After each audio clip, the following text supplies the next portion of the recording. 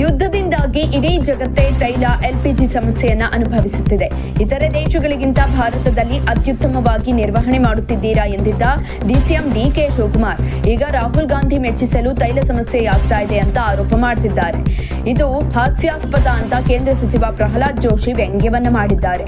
ಸುದ್ದಿಗಾರರೊಂದಿಗೆ ಮಾತನಾಡಿದ ಅವರು, ಶಿವಕುಮಾರ್ ಒಬ್ಬ ಹಿರಿಯ ಅನುಭವಿ ರಾಜಕಾರಣಿ. ಅವರು ಈ ರೀತಿ ಹೇಳಿಕೆ ನೀಡುವುದು ಸರಿಯಿಲ್ಲ. 2 ಎಲ್ಪಿಜಿ ಹಡಗುಗಳನ್ನ ರಾಜ್ಯಕ್ಕೆ ತರಿಸಿಕೊಳ್ಳೋದೇ ಗುಜರಾತಿಗೆ ಕಳಿಸಿದ್ದಾರೆ ಅಂತ ಆರೋಪಿಸುವುದು ಸರಿಯಲ್ಲ. ಮೋದಿ ವಿರುದ್ಧ ಮಾತನಾಡಿದ್ರೆ ಸಿಎಂ ಮಾಡಲ್ಲ ಅಂದುಕೊಂಡು ಈ ರೀತಿ ಹೇಳಿಕೆ ನೀಡಿದ್ದಾರೆ ಅಂತ ಕಾಣಿಸುತ್ತೆ. ಇತ್ತೀಚೆಗೆ ಕಾಳಸಂತೆಯಲ್ಲಿ ಸಿಕ್ಕ 380 ಸಿಲಿಂಡರ್ ವಿರುದ್ಧ ಕ್ರಮ ಕೈಗೊಳ್ಳಲು ಸೂಚನೆ ನೀಡಿದ ಮುನಿಯಪ್ಪ ಅವುಗಳನ್ನ ಬಿಡಿಸುವ ಪ್ರಯತ್ನವನ್ನ ಮಾಡಿದ್ರು. ಆ ವಿಡಿಯೋ ಕೂಡ ವೈರಲ್ ಆಗಿತ್ತು. ಅಲ್ಲದೆ ಇಂಧನ ಸಮಸ್ಯೆ ಉಲ್ಬಣಗೊಂಡ ಹಿನ್ನೆಲೆಯಲ್ಲಿ ಸಭೆ ಕೂಡ ನಡೆಸಲು ಅವರು ಮುಂದಾಗಿದ್ರು. ಆದ್ರೆ ಈಗ ಹೈಕಮಾಂಡ್ ಸೂಚನೆ ಕೊಟ್ಟ ಹಿನ್ನೆಲೆಯಲ್ಲಿ ಕೇಂದ್ರದತ್ತ ಬೊಟ್ಟು ಮಾಡುವ ಕೆಲಸವನ್ನ ಮಾಡ್ತಿದ್ದಾರೆ ಅಂತ ಕಿಡಿಕಾರಿದ್ದಾರೆ. ರಾಜ್ಯದಲ್ಲಿ 370 ಎಲ್ಪಿಜಿ ಔಟ್ಲೆಟ್ಗಳಿದ್ದು ಇದರಲ್ಲಿ 70 ಸರ್ಕಾರಿ ಸ್ವಾಮ್ಯದ್ದಾಗಿದ್ದರೆ ಇನ್ನುಳಿದವುಗಳು ಖಾಸಗಿ ಕಂಪನಿಯದ್ದಾಗಿವೆ. ಕೆಲ ಖಾಸಗಿ ಔಟ್ಲೆಟ್ಗಳಲ್ಲಿ ಹೆಚ್ಚಿನ ಬೆಲೆ ನಿಗದಿಗೊಳಿಸಿ ಆಟೋ ಗ್ಯಾಸ್ ನೀಡುತ್ತಿದ್ದಾರೆ.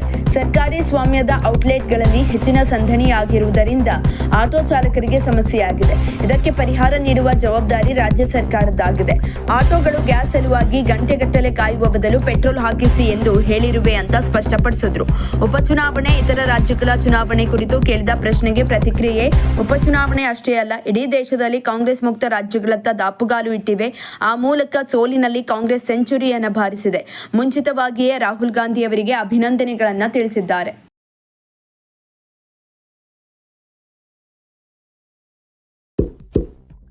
ಇಂತಹ ಇನ್ನಷ್ಟು ವಿಡಿಯೋಗಳಿಗಾಗಿ ಲೈಕ್ ಮಾಡಿ, ಫಾಲೋ ಮಾಡಿ, ಶೇರ್ ಮಾಡಿ.